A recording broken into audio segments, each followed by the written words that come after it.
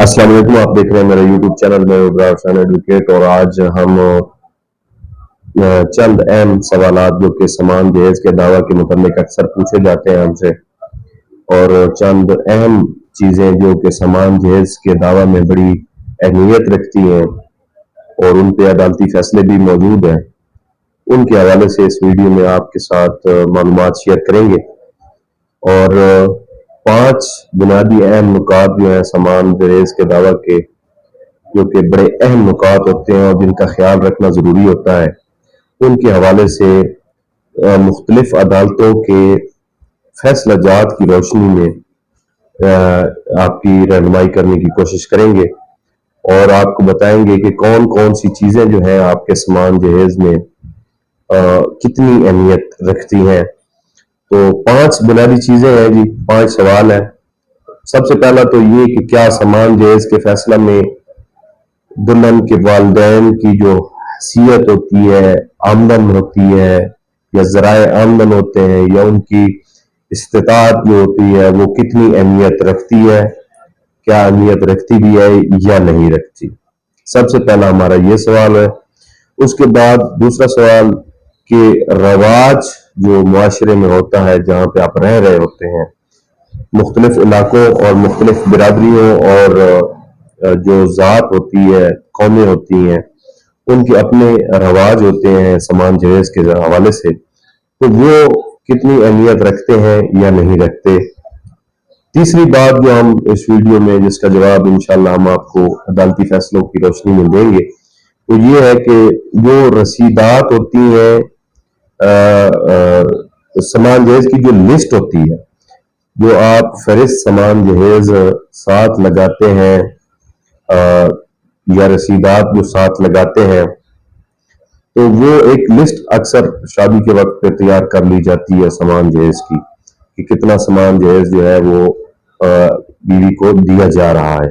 تو اس کے اوپر سسرالیوں کے جو دستخط ہیں یا جو ان کی وصولی کی ایک انڈر ٹیکنگ سمجھیں یا کاؤنٹر سائن سمجھیں یا وصولی سمجھیں، وہ کرانی ضروری ہوتی ہے یا نہیں ضروری ہوتی، اور کن حالات میں ضروری ہوتی ہے اور کن حالات میں ضروری نہیں ہوتی۔ چوتھا جو سوال ہے وہ یہ ہے کہ شادی پر اکثر کچھ سامان جہیز تو والدین دیتے ہیں بچی کو، کچھ دیگر تحائف مختلف لوگوں کی جانب سے ملتے ہیں،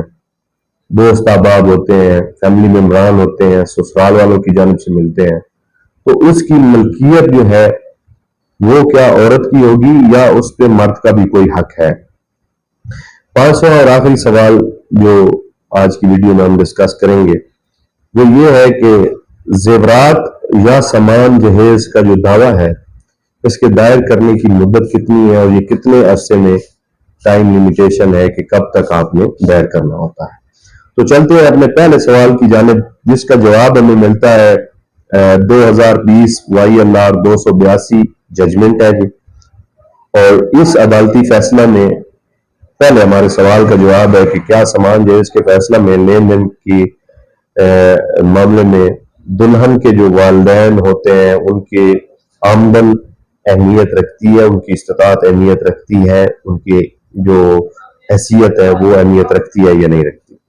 تو اس حوالے سے عدالت نے 2020 YLR 282 اپنی ججمنٹ میں قرار دیا ہے کہ دعویٰ سامان جہیز کا فیصلہ کرتے وقت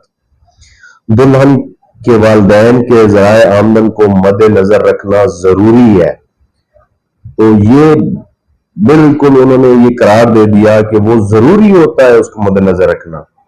اس کو اگنور نہیں کیا جا سکتا۔ ضروری کا مطلب یہ ہے کہ اسے ہر حال میں آپ نے کنسیڈر کرنا ہوتا ہے۔ فرض کر لیتے ہیں کہ بچی کے جو سامان جہیز ہے اس کے پروف کرنے کے لیے، اپنے والد کے حیثیت کو پروف کرنے کے لیے وہ اپنے والد کی جو زرعی اراضی ہے اس کے ڈاکومنٹس فرد وغیرہ ساتھ لگا سکتی ہے، کوئی فیکٹری ہے تو اس کے ڈاکومنٹس اور ملکیت شو کر سکتی ہے کہ میرے باپ کی ہے، یا کوئی اور بزنس ہے کسی قسم کا بھی، یا کوئی پراپرٹی ہے یا کوئی گاڑیاں ہیں، تو وہ ان کے ڈاکومنٹس پیش کر کے اپنے والدین کی حیثیت ثابت کی جا سکتی ہے، اور اس کو عدالت میں ہر حال میں مد نظر رکھنا ہوتا ہے۔ اور اگر اس سے ثابت ہو رہا ہے کہ والدین اچھی خاصی آمدن والے ہیں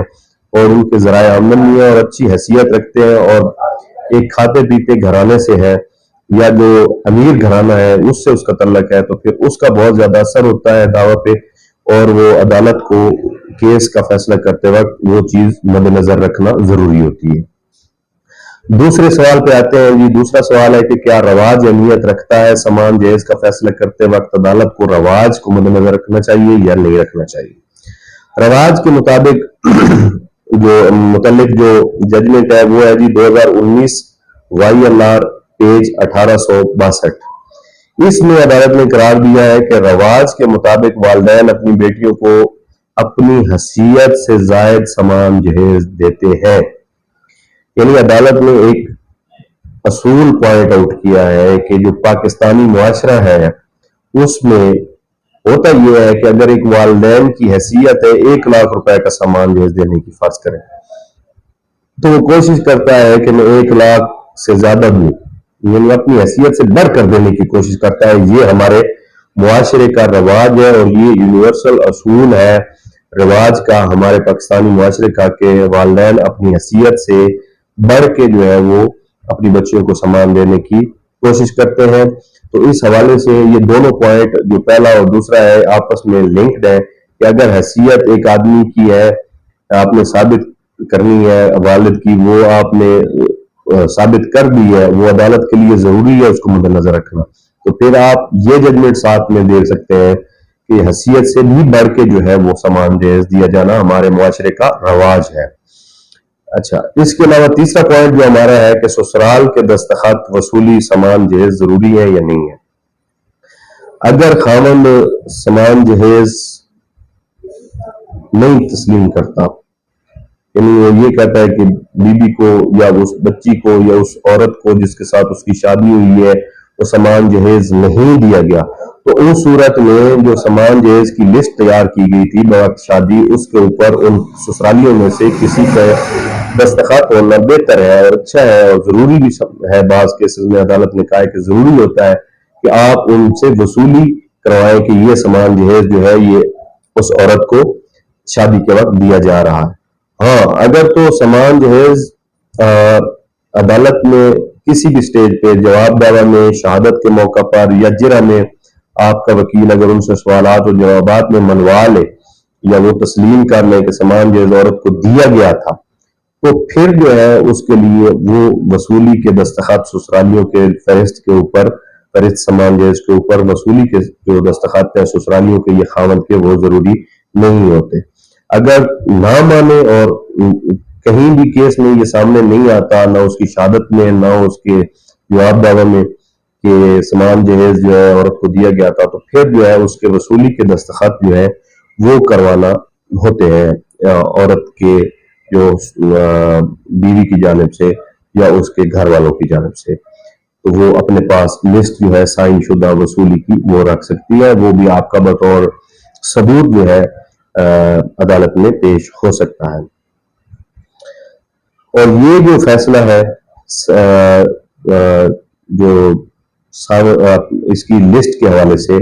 وہ یہ ہے کہ 2020 وائی ایل آر پیج 332 یہ بات اس ججمنٹ میں بتائی گئی ہے 2020 وائی ایل آر 332 کہ سامان جہیز کی وصولی کی جو فہرست ہوتی ہے اس کے اوپر وصولی آپ کروا لیں، یا پھر وہ خاوند جو ہے وہ آپ کا عدالت میں جو ہے کسی سٹیج پہ بھی اس بات کو تسلیم کر لے کہ بیوی کو دیے گئے تھے، تو پھر تو ٹھیک ہے۔ اگر نہیں تسلیم کرتا تو آپ کے پاس وہ وصولی دستخط شدہ وہ فہرست سامان جہیز ہونی چاہیے کہ انہوں نے وصول کیا ہے۔ اب آتے ہیں جی چوتھے پوائنٹ کی طرف۔ چوتھا پوائنٹ جو تھا وہ ہمارا یہ ہے کہ شادی پر ملنے والے دیگر تحائف جو ہوتے ہیں جو دوستوں یا رشتہ داروں کی جانب سے یا سسرالیوں کی جانب سے ملتے ہیں وہ کس کی ملکیت ہوں گے؟ تو سامان جہیز اور شادی پر ملنے والے تحائف جو ہیں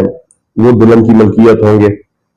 اور خاوند انہیں کلیم نہیں کر سکتا کہ یہ میرے تھے اور مجھے دیے جائیں۔ اور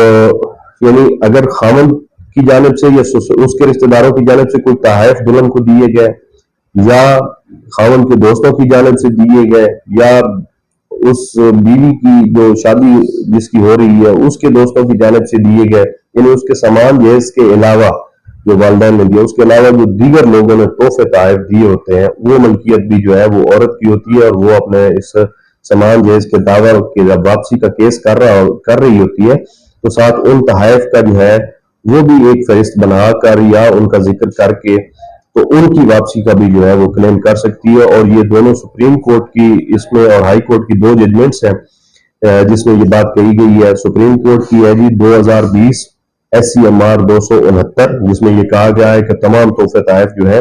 وہ بیوی کی ملکیت ہوں گے، اور 2020 YLR پیج 2350 یہ ہائی کورٹ کی ہے، جس میں بھی یہی کہا گیا ہے کہ تحفے تحائف جو ہے ان سے خاوند کا تو کوئی تعلق نہیں ہوتا، بلکہ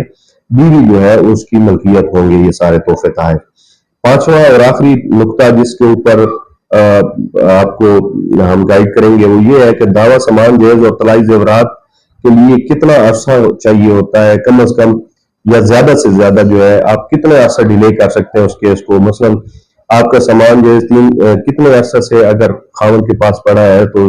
اس کا ٹائم کیا ہوتا ہے، کب تک آپ نے اس کا جو ہے وہ دعویٰ کرنا ہوتا ہے۔ تو دعویٰ سامان جو جہیز اور یا زیورات وغیرہ کا جو ہوتا ہے اس کی واپسی کے لیے عورت کو خاوند کے انکار سے یا پھر اگر طلاق ہو گئی ہے تو طلاق سے 3 سال کے اندر جو ہے وہ کیس کرنا ہوتا ہے اس سامان جہیز اور زیورات کی واپسی کے لیے۔ اس سے زائد کا عرصہ لیٹ نہیں کر سکتے آپ کیس، اس کے لیے ٹائم لیمیٹیشن ہے۔ اور یہ فیصلہ جو ہے 2016 CLC 313 کا میں ججمنٹ نمبر ہے، جس میں یہ کورٹ نے قرار دیا ہے کہ 3 سال کے اندر جو ہے آپ نے زیورات اور سامان جہیز کی واپسی کا جو ہے وہ دعویٰ کرنا ہوتا ہے۔ تو یہ 4-5 بڑے اہم پوائنٹس تھے اور بڑے اہم سوالات ہیں یا معلومات ہیں جن کا ہر اس بندے کو علم ہونا ضروری ہے جس کے خلاف یا جس نے یہ فیملی کورٹ میں سامان جہیز کا دعویٰ جس کا چل رہا ہے، ان کے لیے یہ بڑی امپورٹنٹ اور بہت زیادہ اہمیت کی حامل معلومات ہیں جو ہم نے شیئر کی ہیں۔ امید ہے آپ کو ہماری ویڈیو پسند آئی ہوگی۔ اگر ویڈیو پسند آئے تو لائک ضرور کر دیں اور ہمارے چینل کو سبسکرائب کرنا نہ بھولیں۔ شکریہ۔